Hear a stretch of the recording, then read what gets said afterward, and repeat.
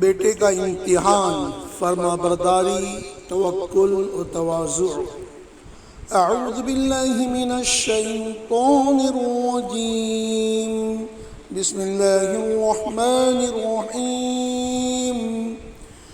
فانظر ماذا ترى قال يا أبت افعل ما تؤمر ستجدني إن شاء الله من الصابرين۔ ترجمہ: اب سوچ کر بتاؤ تمہاری کیا رائے ہے۔ ابا جان وہی کیجئے جس کا آپ کو حکم ہوا ہے۔ اب مجھ کو اگر اللہ نے چاہا تو صبر کرنے والا پائیں گے۔ آسان قرآن۔ تفسیر: تو تم بھی سوچ لو کہ تمہاری کیا رائے ہے۔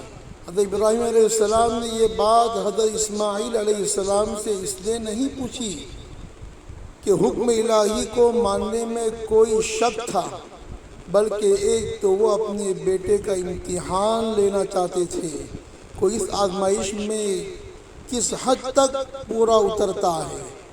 دوسرے، انبیاء علیہ السلام کا طرز ہمیشہ یہ رہا ہے کہ وہ احکام الہی کی اطاعت کے لیے تو ہر وقت تیار رہتے ہیں، لیکن اطاعت کے لیے ہمیشہ راستہ وہ اختیار کرتے ہیں جو حکمت اور حتی المقدور سہولت پر مبنی ہو۔ اگر ابراہیم علیہ السلام پہلے سے کچھ کہے بغیر بیٹے کو ذبح کرنے لگتے تو یہ دونوں کے لیے مشکل کا سبب ہوتا۔ اب یہ بات اپنانے مشورے کے انداز میں بیٹے سے اس نے ذکر کی کہ بیٹے کو پہلے سے اللہ کا یہ حکم معلوم ہو جائے گا تو وہ ذبح ہونے کی تکلیف سہنے کے لیے پہلے سے تیار ہو سکے گا۔ نیز اگر بیٹے کے دل میں کچھ تجذب ہوا، شک شبہ ہوا تو بھی اسے سمجھایا جا سکے گا۔ روح المعانی و بیان القرآن۔ اس میں مشورے کے ذریعے بیٹے کی ذہن سازی بھی ہے، اور اسی طرح اچانک ذبح کرتے تو بیٹا ذبح ہونے کی نیت نہیں کر پاتا تو وہ اجر و ثواب سے محروم ہو جاتا۔ تو ذبح ہونے کی بھی اس طرح نیت اور رضامندی ظاہر کر دے۔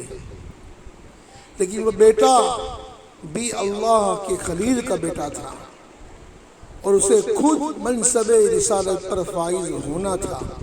اس نے جواب میں کہا یا ابت افعل ما تؤمر۔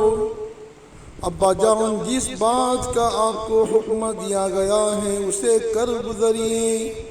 اس سے حضرت اسماعیل علیہ السلام کی بے مثال جذبہ جاں سپردی کی تو شہادت ملتی ہے ہی، اس کے علاوہ یہ بھی معلوم ہوتا ہے کہ اس کم عمری میں اللہ تعالیٰ نے انہیں کیسی ذہانت اور کیسا علم عطا فرمایا تھا۔ حضرت ابراہیم علیہ السلام نے ان کے سامنے اللہ کے کسی حکم کا حوالہ نہیں دیا، بلکہ محض ایک خواب کا تذکرہ فرمایا تھا۔ اسماعیل علیہ السلام سمجھ گئے کہ انبیاء علیہ السلام کا خواب وحی ہوتا ہے، وحی کے حکم میں ہوتا ہے، اور یہ خواب بھی در حقیقت حکم الہی کی ایک شکل ہے۔ چنانچہ انہوں نے جواب میں خواب کے بجائے حکم الہی کا تذکرہ فرمایا، ما تؤمر، جس بات کا آپ کو حکم دیا گیا ہے۔ اور اسماعیل علیہ السلام نے اپنی طرف سے اپنے والد بزرگوار کو یہ یقین بھی دلایا، ستجدنی انشاء اللہ من الصابرین، انشاءاللہ آپ مجھے صبر کرنے والوں میں سے پائیں گے۔ اس جملے میں حضرت اسماعیل علیہ السلام کی انتہائی ادب و انتہائی تواضع دیکھیے۔ ایک تو انشاءاللہ کہہ کر معاملہ اللہ کے حوالے کر دیا، اور اس وعدے میں دعوے کی جو ظاہری صورت پیدا ہو سکتی تھی اسے ختم فرما دیا۔ دوسرے آپ یہ بھی فرما سکتے تھے کہ آپ انشاءاللہ مجھے صبر کرنے والا پائیں گے، اس کے بجائے آپ نے فرمایا کہ آپ مجھے صبر کرنے والوں میں سے پائیں گے، جس سے اس بات کی طرف اشارہ فرما دیا کہ یہ صبر و جذبت تنہا میرا کمال نہیں ہے، بلکہ دنیا میں اور بھی بہت سے صبر کرنے والے ہوئے ہیں، انشاءاللہ میں بھی ان میں سے شامل ہو جاؤں گا، ایک ادنا صبر کرنے والا میں بھی بن جاؤں گا۔ اس طرح آپ نے اس جملے میں فخر و تکبر، خود پسندی اور بڑائی کی ہر معمولی شبے کو ختم فرما کے اس میں انتہائی درجے کی تواضع، انکساری اور عاجزی کا اظہار فرما دیا۔ روح المعانی، اس سے یہ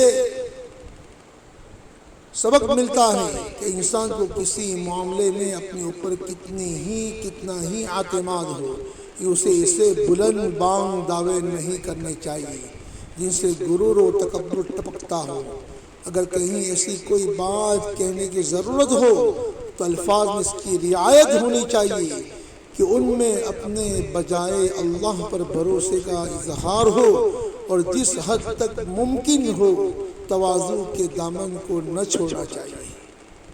سورہ صافات آیت نمبر 102، تفسیر معرف القرآن سے ماخوذ۔ اللہ اعلم بالصواب۔ عمران اسماعیل میمن، سورۃ گجرات، انڈیا۔ السلام علیکم ورحمۃ اللہ، صلی اللہ علیہ نبی الأمی۔